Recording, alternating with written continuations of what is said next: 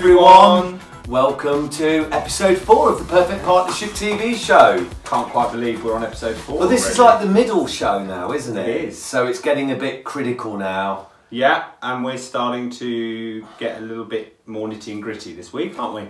We're getting really nitty and gritty. We're getting them combs out and going through your hair. With the old knit comb. With the old knit comb. But it's, what a week it's been. Been an interesting week, hasn't it? Well, it's been very interesting and it's been lovely and sunny. I mean, we had some amazing days. Oh, we even actually spent a couple of hours out sunbathing. Sunbathe. Got a bit of sun tanning going on, which yeah. is quite amazing. Forget the sunbed shops when you've got the sun like that. And then we use the sunbed shops. No, but then we need to got the boat out again. Well, I do.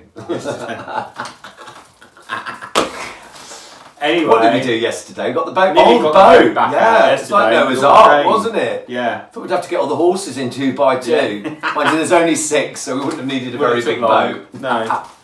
So what are we doing this week, Matt? Even though I know, what are we doing? We are focusing very much on confidence this week. Yeah, confidence. Definitely because we're halfway through the lockdown, halfway through our series of shows. We don't know how long the lockdown's going to be. We're quite a long way into lockdown, and yeah. we know it's continuing. And also, some of the messages we've had this week from some people, I think it's really, you know, the lack of confidence is starting to filter in. People are starting to feel it already, ready for when they get back on. And facing that next section. So well, if people are concentrating and still working with the horses, that is, and not venturing out to B&Q, what's that all about? I ain't bothered about the garden, so I'm not going to B&Q to try and get stuff. Oh, I don't know. Could do with a few flowers around the place, but anyway, sidetracking again. Yeah. So we're going to take you now to a confidence lesson. With me that I did with Richard, and it wasn't on a hobby horse. It wasn't. It was a real horse this time. A real horse. So take a look. Okay, so today you're riding Hercules. I am, yeah. And you know a little bit about Hercules and the job that he does. Yeah. So we've got a little bit of understanding of who Hercules is and what he does and puts out and the sort of person that Hercules is. But as you've just been on only a couple of moments and you're walking around, tell me what you observe about what thoughts are coming in your head. Okay, so the kind of things that I'm thinking about at the moment is really just being aware that I'm acutely aware of lots of little sounds going on. Okay. So I'm kind of almost looking for the sound, looking for where the sounds could come from, wondering if there's going to be some sounds that are going to kind of disjoint us a little bit. Okay. Yeah. So, and that's quite interesting really, because obviously our horse's natural instinct and their natural awareness is to be hearing the sounds going on everywhere, and for them to be aware of what dangers are possibly lurking by sounds. So it's really important for us to be aware of it so that we've got our ears open. However, it's really important that we stay focused on what it is we're wanting to do in that moment, rather than you being in that state of alert about what noise might come from wherever. Yeah, because I feel like while I'm in that thinking, I'm not really being at one with him, and yeah. I almost feel like I'm thinking one step ahead of him of what could happen, or what, you know, any outcome that could happen. Yeah. And invariably when we get into that place, those outcomes do happen. So we then verify it to ourselves by saying, see, I knew that was going to happen. Yeah. But what happens is we create that response in the horse because we're already living it and riding it in our mind, and we are our horse's leader. So it's really important for us to be aware of things but never allow them to change or dictate to us what we do and how we do it. Because your thinking will directly change your emotion and your responses. So when you're riding round with a concern about something, your horse will pick that up. And so if you're dealing with a horse who has got a lot of insecurities themselves, they haven't become secure within the human world themselves through lack of leadership, and you're in that place where you're putting out that slightly nervous, oh my goodness, what's going to happen? I've heard a car pull in the car park, we're in the indoor school, what's going to happen? You will directly convey that through your body to your horse straight away of a moment of concern. And you'll do that without even being aware of it. So I'm almost giving him a reason to panic about something. Absolutely. If I allow my overthinking to take control. Absolutely. Because what's happening is you're not riding in reality. You're riding in the next time dimension, if you like, of what might go wrong. Yeah. So you can't ever be riding in the moment when you're in that place in your mind, which means you're never able to be truly effective with your horse as a leader, or effective when you're schooling and working on fine-tuning stuff. You can never be really effective because you're never present and in that moment. You see, this is I think this is my 4th time back on a horse since my riding accident. Yeah. And I remember the first time, and it was Hercules that I rode, bless him, and I was so nervous, I was nearly in tears, I was smoked about 300 fags before I even got on, and I just, and I kept telling myself I could do it, and I kept being aware that I was getting into a lot of overthinking, but the thing that, when I got onto the mountain block to get on him that very first time, I didn't want to get on. Yeah. And I know why, and I understand this now through what you say, because for me, standing on that mountain block, that wasn't the reality that I was about to get on the horse. I'd already surpassed that moment and was looking at all the things that could, or I thought would go wrong. Yeah. So that was stopping me actually getting on him at that point. But of course, you helped me to walk through that, and I did get on. Yeah, and look, today you just climbed on and away you've gone. I did today, yeah. But yeah. So in that moment, like you've just explained, that you were then worrying about everything that went wrong. Yeah. You weren't actually worrying about riding. You were worrying about something going wrong. That's so true. And something going wrong hadn't happened yet. No. So the fear and the worry was coming in from something that wasn't real and true. Yet we start to act as if it is real and true. And also because I can remember how much pain I was in and how horrific that was, that accident. Yeah. That, you know, how much it hurt. So let's look at that for a moment. What was it then about getting on that you believe you were fearful of? Falling off. Okay. Hurting myself again. Damaging my ribs again. And what is it about doing that again that worries you so much? That I'll have to go back into hospital. And what worries you about that so much?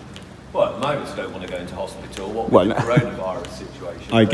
But yeah. in general, I just, well, that it could be worse. The outcome could be worse than it was before. Okay. And so, what could be worse? What would be the problem about it being worse? What could be worse? I suppose I could break my neck and die. Okay. That's the extreme, isn't it? And are you frightened of dying? Well, I'm not frightened. I'm not frightened of dying. No. So. But I firmly know that there's something else afterwards.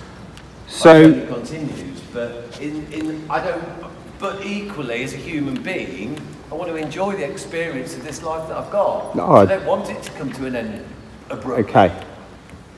So, the ultimate fear was one of it all ending and stopping, rather than of actually riding. Yeah, that at the time was the last thing that was actually on my mind. Yeah. Was just the riding, and perhaps I might just enjoy it. Yeah, and allow yourself to enjoy it. Oh, yeah. And so it's often when we believe that we're fearful of something, it's not what we're actually doing or about to do that we're fearful of. It's an outcome that's completely unrelated that we're fearful of, but we relate it. We, like you were saying at the beginning, listening out for all the signs that might upset him, that might. Yeah. Rather than being in that moment of dealing with whatever comes our way.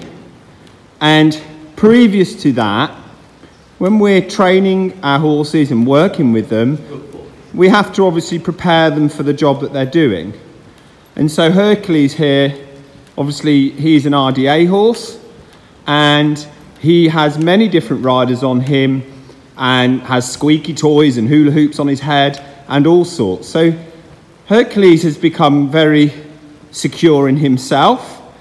And so within his environment that he knows and understands, he's very safe and secure and doesn't require your leadership for him to be safe and secure. But easier said than done. Very much.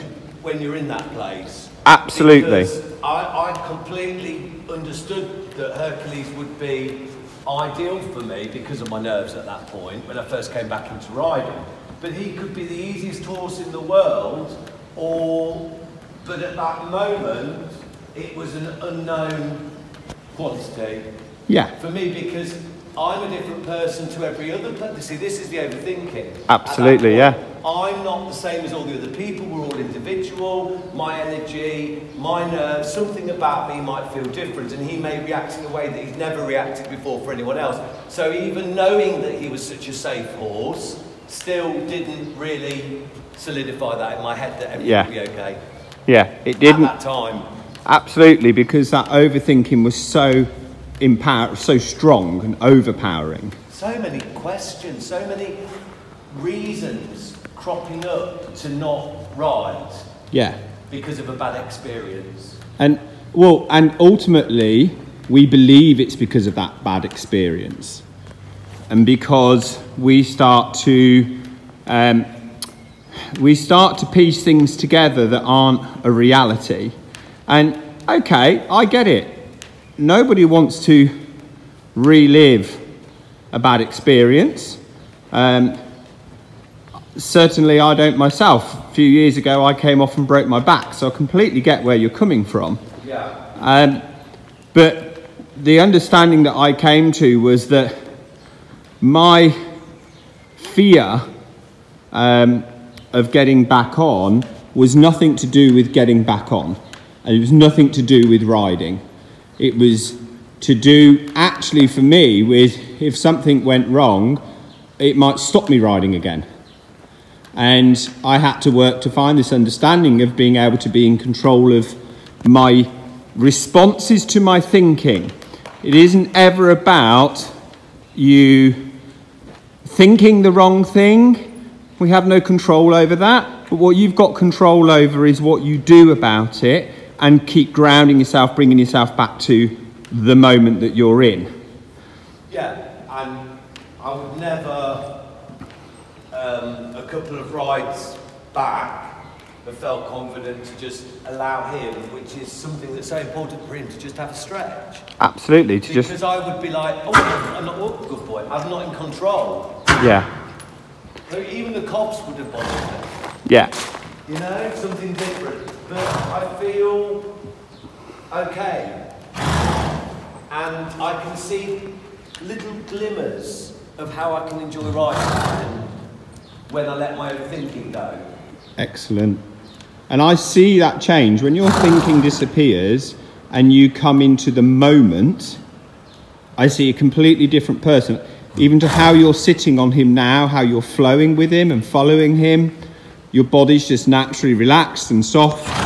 And that's because your mind has now dropped and come to the moment.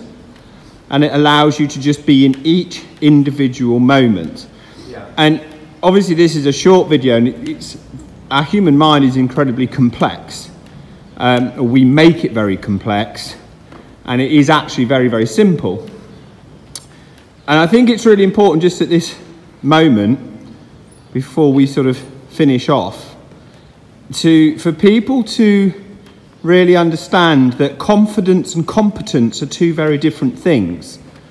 And I think it's really important for everybody to understand that just because you may be battling with your own thoughts about having fears that may be real, maybe not, that has nothing to do with your level of competence as a rider or as a horseman or a horsewoman.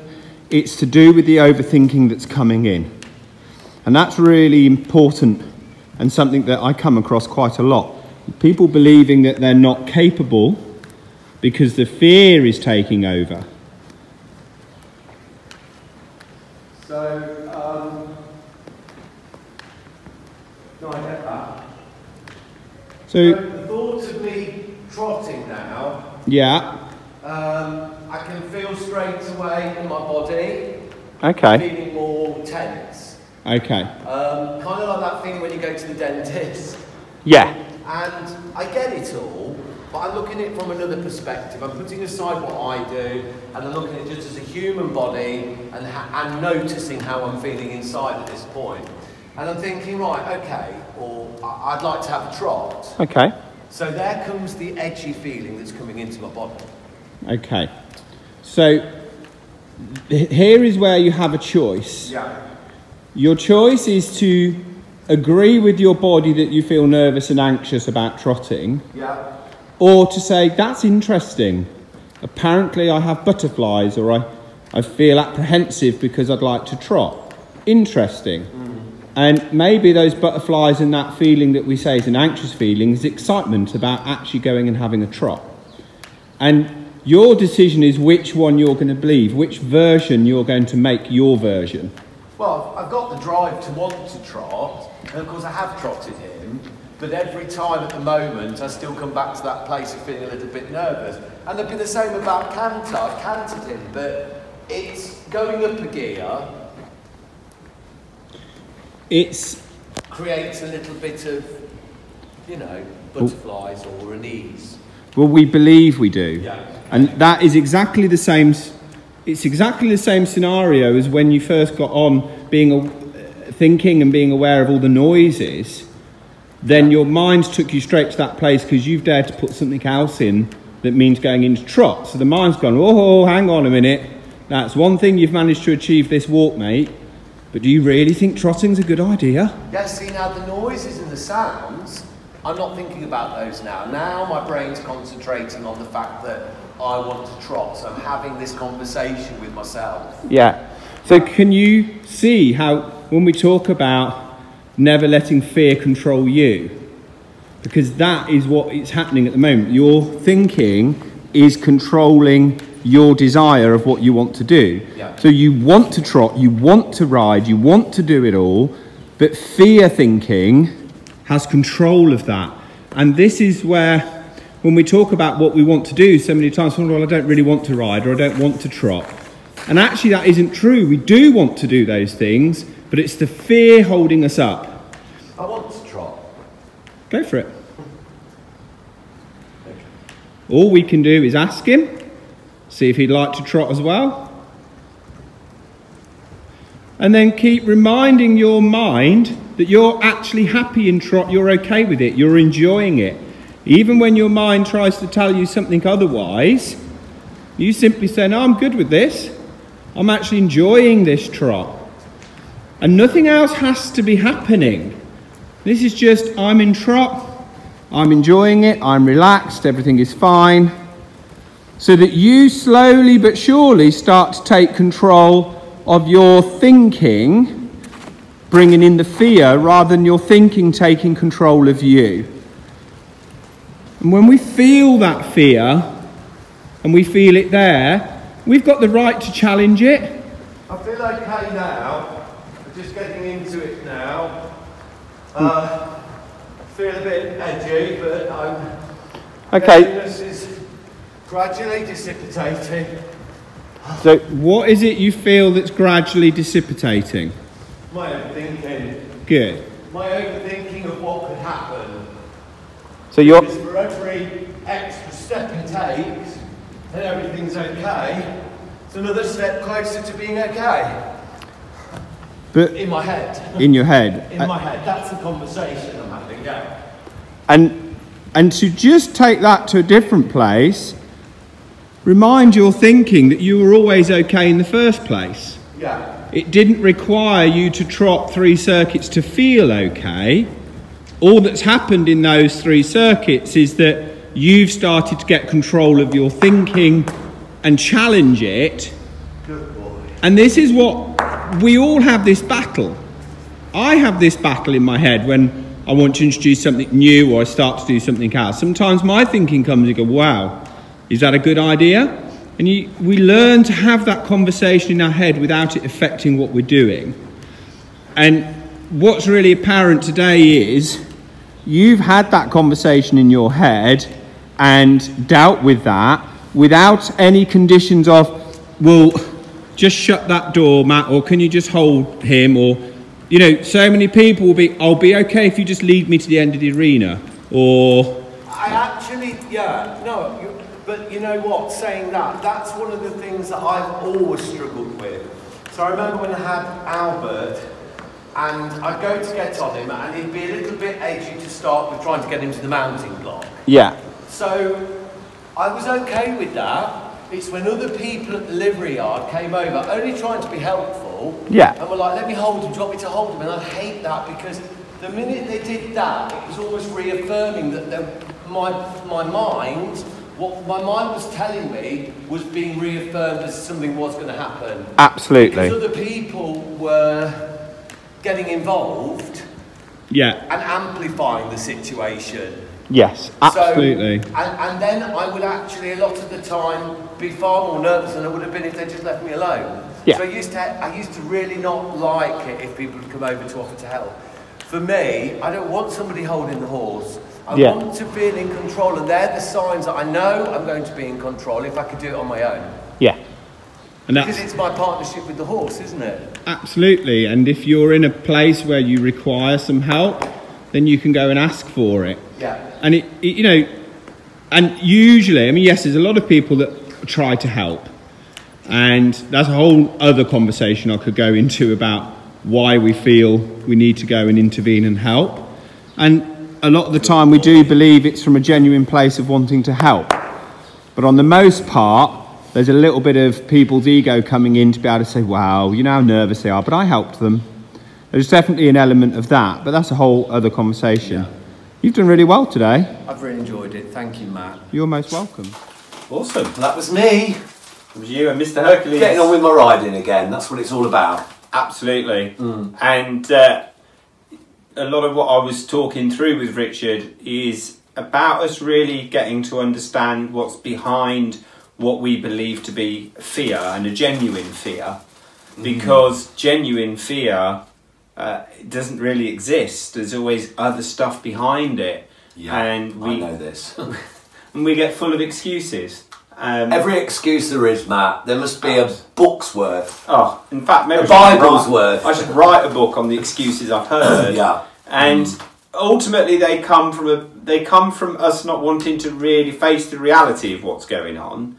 And so it's easier to make an excuse and not to look at something. This is true. And I think the point I made in the video about when we first started, that what Hercules does for a job, and so that ultimately the knowledge and understanding of how safe he is because of the work that he does, absolutely, that doesn't really have any impact if your thinking is taking over. No, because at all. You could be getting on a donkey at the seaside, and if you've got that there.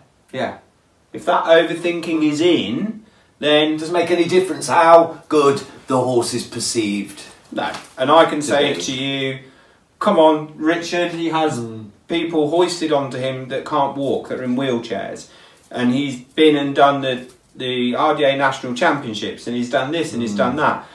But when our thinking is kicking in, we lose perspective. We lose the ability to be rational about the reality, because we're no longer living in reality in that moment. No, I can completely go with that. And today you did come into reality. Yeah. And you For rode the first time ever. Not for the first I time ventured ever. into reality. But you did really well Yeah. today. Yeah. You I loved stayed it, in that man. place. I loved it. And he is such a lovely horse. And he's just one of many, many horses here at Scropton RDA Centre that are just wonderful. He's just They're wonderful. amazing. They're all amazing, aren't they? And so kind as well. Yeah. He's such a kind horse. He certainly is. He's very much the mainstay here at Scropton and very much loved. And so, and we were talking about the whole excuses. We have put together some scenarios. Yeah. So let's go and have a look at excuse number 1. Excuse number 1 coming up. At first I was afraid, I was petrified, thinking how I'm gonna get on you and ride outside. There you go. What can we say? What can we say about that? I'm sure there are plenty of you that can resonate with that scenario of how on earth are you going to go and ride outside? Not on a hobby horse, but a real horse. Exactly. On a real living, breathing, moving horse. How are you going to ride outside? Or if you haven't got an indoor school, so you ride in the arena at home, how are you ever going to ride out in a field? Why is it so scary? What is this about? Because I've been through it myself, and I've broke it down to the fact that if I ride in, say, an indoor school, I've got all these walls around me and I feel contained. But the thought of riding outside, ooh. Well, you've just hit the nail on the head. In the past, very much like that. You've just hit the nail on the head. The thought of riding outside. Yeah, but why? Riding outside is fine. You get scared of the thought of it. That's all it is. And so we build a story for ourselves all the time. Oh, outside, well, we're being the wind, or the horse might see this, or it might see that. So I'm safer staying in confined space. We convince ourselves of all kinds of things that aren't real. I mean, I know people. I've been, obviously we go out to a lot of people, and I remember going out to one person and they had a beautiful school, but it was so surrounded with trees all the way round, they just didn't want to ride in it. Yeah. Because they felt the horse was picking up on all sorts that was happening in the trees. Would it have been? Well, horses will always be aware of their surroundings. And the whole point about us training our horse and showing them leadership is it isn't to take away their natural instincts and for them to be like robots. It's for us to be able to show them that Leadership. you can trust me when you feel like you need to run, so that you can make the decision to stay in control of your own emotions and respond in the correct way, sort of hand over to me to be in control. That's what it's about. It isn't about 60,000 million times I've ridden in the outdoor school so my horse is okay now. Well, no, because they're not a robot, are they? That's not going to be the case. If that one day something very different happens, your horse might inquire about that.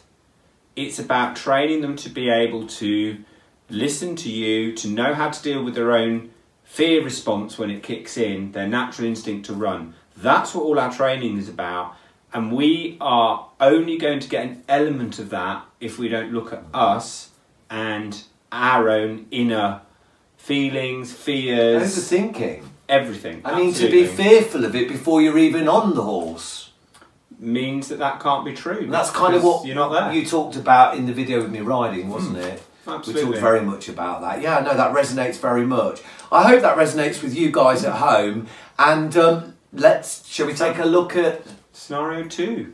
scenario? Was scenario? Oh, scenario, get me with my What's the words. scenario now. Excuse. It's moved on. It's been upgraded. Gone to scenario. Scenario number 2.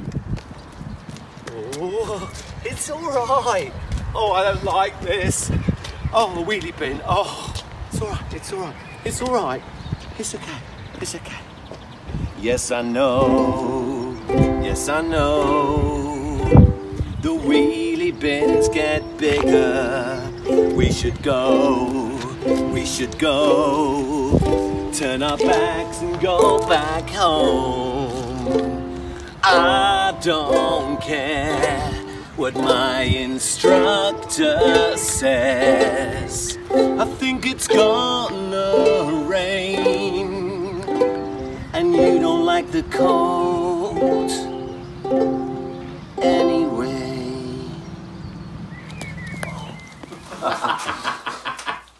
Oh, that was brilliant.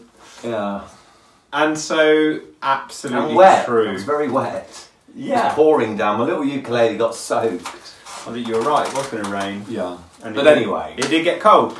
But I'm sure there's plenty of you as well watching this that have that scenario, that excuse come up into your head. You know, if you go out for a hack, what if you see a wheelie bin? What if you see... Wheelie bins are scary, Matt. Come on. They're not. They're just dustbins. Of course. I know this. But you know, again, it's an excuse we come up with, and I can hear loads of you now even sat there saying, but my horse doesn't like wheelie bins. And the whole point is, your horse is looking to you for leadership. They're looking to you to be safe and secure, because you've took your horse essentially away from their herd environment where they have their safety. Of course, herd animals. And we're expecting them to be safe and secure on their own, in an environment that is not normal for them, carrying somebody on their back where a lion pulls them down to eat them in the wild, and we're sat there going, it's a wheelie bin. So you're going to have your horse say, what the heck, take me home. So it isn't that your horse is scared of the wheelie bin, it's because the whole build-up from you on the way to that wheelie bin is saying, this is scary, this is scary, this is scary. So your horse is going to go, I best get you home then. So it's got nothing to do with wheelie bins having wheels on them. Nothing at all. And they move about, like Nothing. little things, you know, Daleks. It's nothing to do. Nothing to do with a person that might pop out and go, oh, hello. It's nothing to do with it. Nothing to do with the dustbin men. Nope. It's nothing to do with the object. It's nothing to do with the situation. It's to do with Overthinking. overthinking from us, creating a response from us, and us not having that inner calm, that inner peace, and that combined with sometimes not having the tools in place to be able to explain to your horse what you need them to do in that place. So having your horse not necessarily responsive to your leg, not understanding the rein aid, Right, okay. and us not understanding how to keep our Makes energy sense. level down. It's nothing to do with the wheelie bin. The wheelie bin has just come to my mind is something that comes up so much when I'm out working with people as well, because it's such... When I try to explain to people about the work that I do, I use that as an example a lot, don't I? The wheelie bin. Absolutely, yeah. It's the whole thing about your horse picks up on you. And if you're anxious and stressed about something like, oh, there's the wheelie bin in front of me, then the horse starts to feel that from you. And I explain to people, don't I, in my work, that it's like if the horse can pick that up from you, where's it picking it up from you from? And that's kind of how it works. That is the horse communicating with you, or actually you communicating with the horse, believe it or not, but just not in a very positive leadership kind of way. Absolutely. Right. Best have a look at... It's all overthinking, isn't it? This is all All of overthinking. Nothing to do with the rain. Nothing to do Even with though the it got rain. wet. Even though it got wet. Really didn't have anything to do with the rain. Didn't, I'm afraid. They said the Wayne there. The Wayne. The Wayne. Didn't have anything the Wayne to do in with Wayne. Spain. Didn't have anything to do with Wayne We won't be either. going to Spain for a while, will we? No, sadly not. Anyway, right. Okay, so is it a scenario now? Have we upgraded further? Maybe it's... I don't know, what would you upgrade from scenario to? No idea. It's another scenario. Why don't you take a look at the next scenario? Friday night and it's time to write. The lesson's starting and I simply want to hide. I don't think I can do this. My head's in such a mess.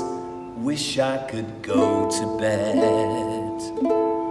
But if I sawed my head, we could be riding free.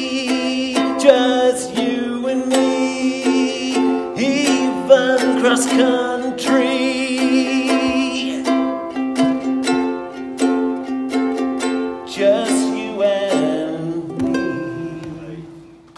Well, believe it or not, I do have people turn up dressed like that for lessons. What, with a ukulele? Not generally with the ukulele. Hobby horse? And not with their own hobby horse, no.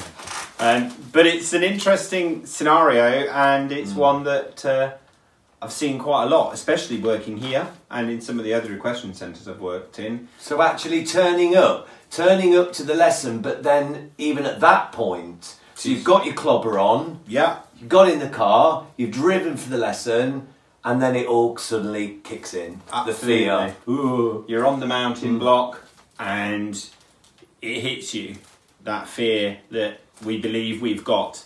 And it's all about you believing you're thinking. You believe you're scared of this happening. You believe you're scared of that happening. And because you believe it, you start to live it, and it feels very, very real. And those the palpitations and the feeling inside is real because that's happening. But it isn't real because it's only a reaction to your thinking. It's not about something that's actually real in that moment. Because we want to be riding free, don't we? And dreaming of doing all these amazing things and flying over the jump. Well, we don't all, but it's a bit of a dream, isn't it, for us to be riding free, jumping our jumps and Galloping across the fields and doing all those things. Hair sweeping, babe. Yeah, well, my hair doesn't sweep very far. Probably too much hairspray. I haven't got any hairspray. Is it on. hair clips? I was singing Hairspray earlier though. Yeah, no, it makes so much sense, that one. Yeah, and so it's an interesting Overthinking one. in general is. Yeah, and that's really what it's all about. It's all about overthinking. You turn up for your lesson, you're there on your mountain block, and the overthinking overpowers you.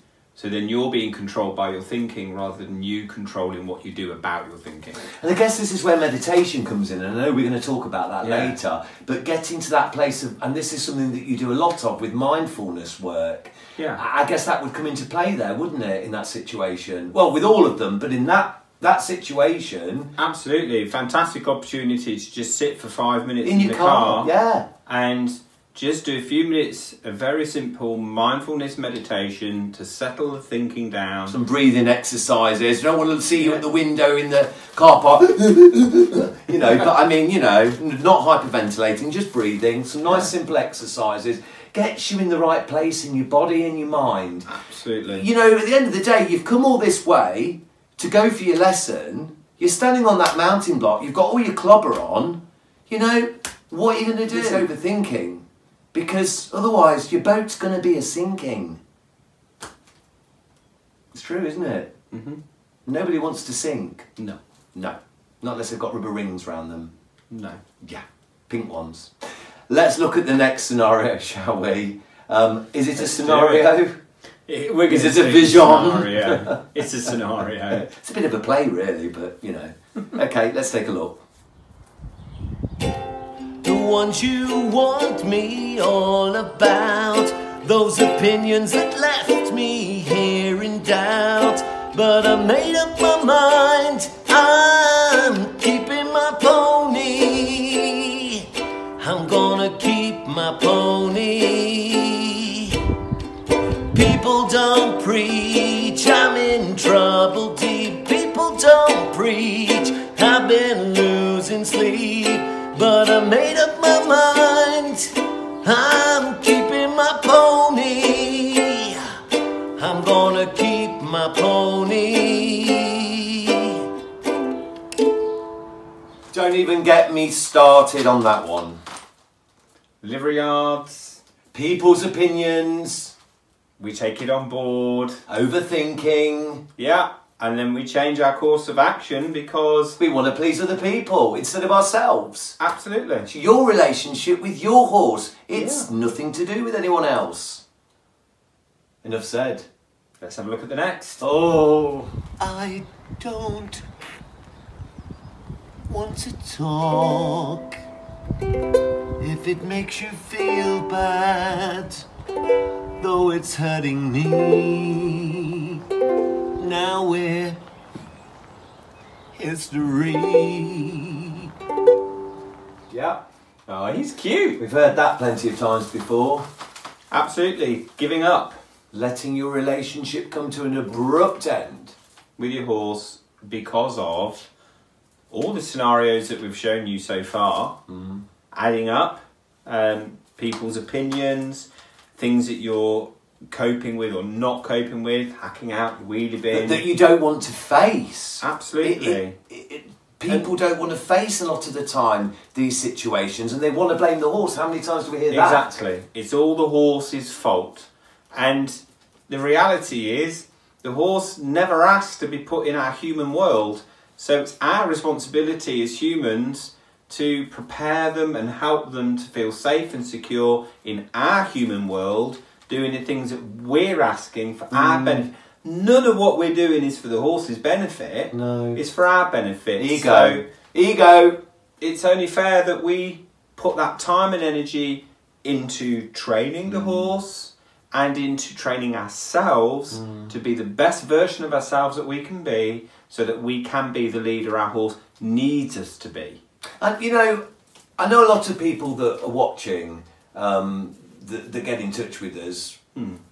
A lot of people we know aren't like that. Yeah. You know, there's plenty of people that aren't like that, but there are people out there that get into that place. Absolutely. And get stuck in that place. Their relationship gets ruined, like say either by other people or by them not wanting to, a bit like your video the other week, not looking in the mirror. Yeah, absolutely. And taking a good look at themselves and seeing where they are. They're disrupting the relationship with the horse. Because as humans, we never like to look at ourselves and go, okay, I'm doing this. And, you know, it doesn't matter what stage you're at on your journey, there's always time for reflection and go, okay, I've come across a stumbling block. Yeah. What is it I'm doing or not doing? And that doesn't necessarily mean about, have I got my timing right for using my rope or this, that or the other, but it's, where am I in here? What's going on in here? Where's it coming from, and do you truly know? And I guess that's it. It makes a lot of sense, Matt. Whoa, yeah, gosh. We've all made mistakes, I'm sure, in our lives, and let horses go because we've allowed other factors to affect us. We have. However, no point looking at that. It's about, okay, this is where I am today, and let's move forward. It's about moving forward. Absolutely. So let's have a look at the last scenario. Should we move forward like Superman? I'm crazy for you. I always wanted a horse like you. It's all brand new. You'll feel it in my treats. I'm crazy for you. Crazy for you. Crazy for you.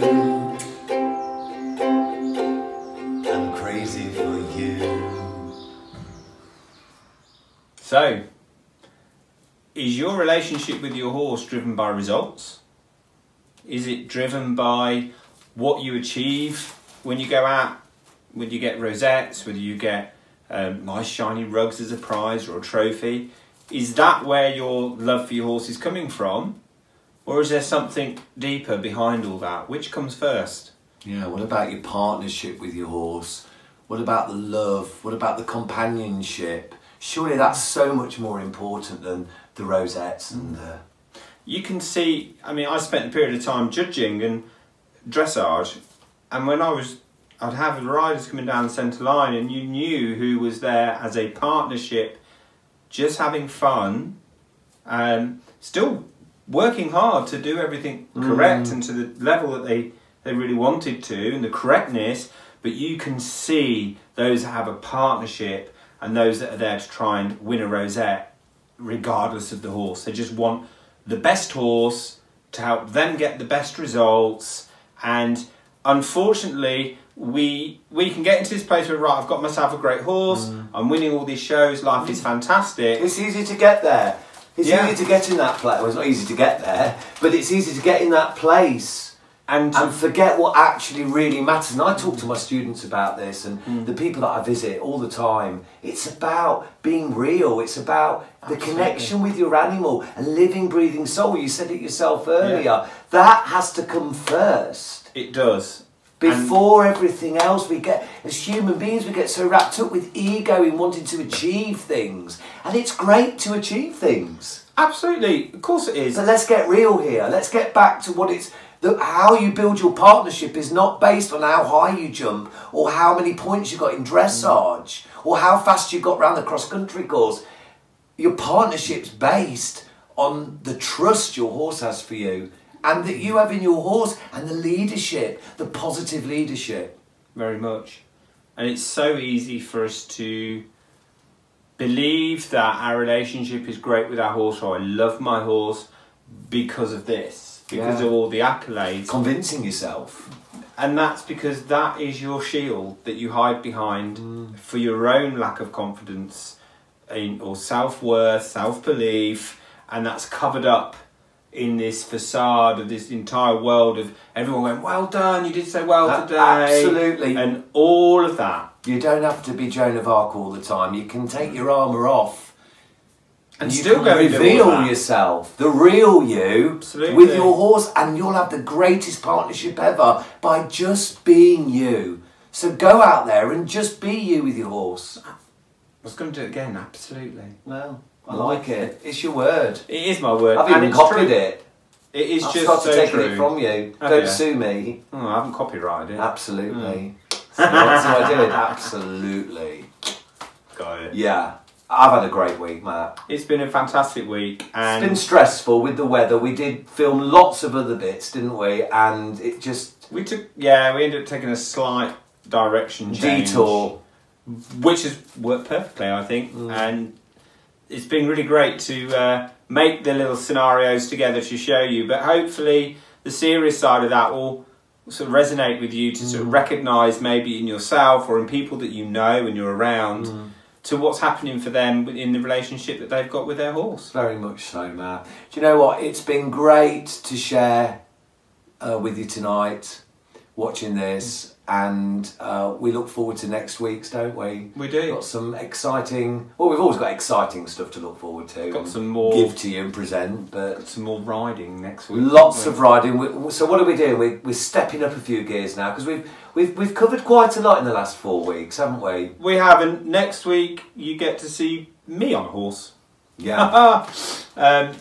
And I've seen some of it, and it's all right, actually. I stayed on. You did well, babe. You did well. Come on. Next You're the week- rider's coach. Next week, I'm going to share with you a little bit about my journey with my horse Lexi. And I say that very lightly because obviously I'm her human. And the journey that I've been on with her spiritually, emotionally, physically. I'm going to share a little bit with you. How it's all come next together week. for you. Yeah. And it has been an extraordinary journey. Yeah. So it's going to be very interesting. I'm looking forward to talking about it with you. Cool. Yeah. So until next week. And let's just say to anybody about any questions you might have, please keep sending them in. We've kind of had quite a lot of questions this week, but we've covered a lot of them in these short videos, these scenarios. And anything specific, we will highlight next week. we can highlight next week, or we'll message you back and forth privately anyway. Oh, and we'll also update you about Dora as well. She's doing well, so all's good in the hood. All great. Yeah. So take care of yourselves. Take care. Stay safe. Look after each other. And your horse. We'll see you soon. See you soon. Bye. Take care.